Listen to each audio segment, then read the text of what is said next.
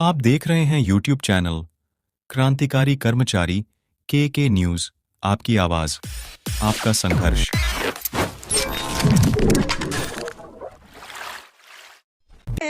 लोग अपने अपने पोस्टर्स लेकर आए हैं। क्या है उनकी मांगे, ये उनसे जानते हैं। बताइए क्या सोच रहे हैं। मेरा मुद्दा पुरानी पेंशन की बहाली, देश की सीमा पर लड़ने वाले पहला मिलिट्री फोर्स, हमारे देश के लिए 62 साल तक काम करने वाली हमारे पुलिस के लोग, ये हमारे शिक्षक, कर्मचारी, अधिकारी, सारे लोग जो कि सेवानिवृत्त के ओपीएस की बहाली हुई है। आप लोगों की कितने लोगों की ये मांगे, हाथ उठाइए।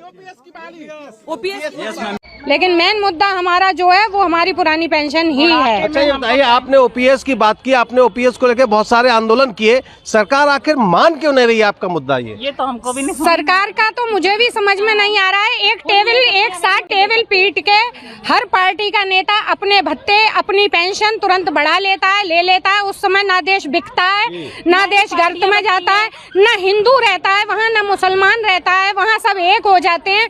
लेकिन जब हमारी पेंशन की बारी आती है तो हमें मुद्दे धर्म के दिखाए जाते हैं, हमें हिंदुत्व की चीजें बताई जाती हैं। हिंदू हम तब भी थे जब हमें पुरानी पेंशन मिल रही थी। हिंदू आज भी हम हैं जब हमें पेंशन नहीं मिल रही है। देश पे केवल बोझ हम ही हैं, हमारी ही पेंशन है। क्या नेताओं की चार जो पेंशन ले रहे हैं, एमएलसी बन गए पेंशन, विधायक बन गए पेंशन, सांसद बन गए पेंशन, 4 बार बन गए तो 4 पेंशन।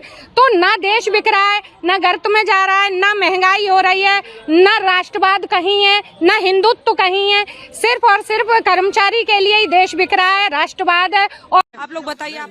मैडम हमारी मांग है ओपीएस की बहाल की जाए। मैडम सरकार ने ब्रेन ड्रेन को रोकने के लिए, जो हमारे देश के युवा बाहर जाते थे उनको रोकने के लिए ये कहा कि हम नौकरी में भी दे रहे हैं, नौकरी के बाद भी आपको दे रहे हैं पेंशन, इसलिए आप आइए अपने देश में सेवा करिए, अपने देश का विकास। आज हालत ये है, नौकरी ओपीएस बंद करने के कारण हमारे देश का युवा विदेशों में जा रहा है। और कितने लोग हैं यहाँ ओपीएस की मांग करने वाले? कितने लोग हैं ओपीएस वाले? सबसे ज्यादा यहाँ पर पहुंचे अम्बेडकर नगर में। आप लोग जी मैम, ओपीएस जब माननीय मंत्री, माननीय विधायक लोग ओपीएस लेते हैं तब देश की अर्थव्यवस्था नहीं समाप्त होती, नहीं गिरती है। लेकिन कर्मचारी लोग जब ओपीएस की मांग करते हैं तो ये कहा जाता है कि देश की अर्थव्यवस्था समाप्त हो जाएगी।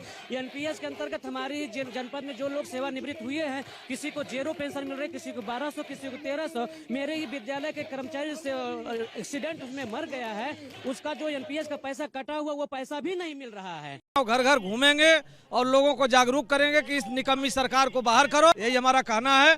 कर्मचारी साथी आज यहाँ आए हैं अपील करने, अपील नहीं सुनी जाती है तो हम लोग निश्चित तौर पर इस चुनाव में इस सरकार को बाहर करने का काम करेंगे, और जो सरकार पुरानी पेंशन देने का काम करेगी उसको हम लोग सत्ता में लाएंगे। देश भर के पेंशन आंदोलन व सरकारी कर्मचारियों की खबरों से जुड़े रहने के लिए चैनल को सब्सक्राइब अवश्य करें तथा बेल आइकन बटन अवश्य दबाएं।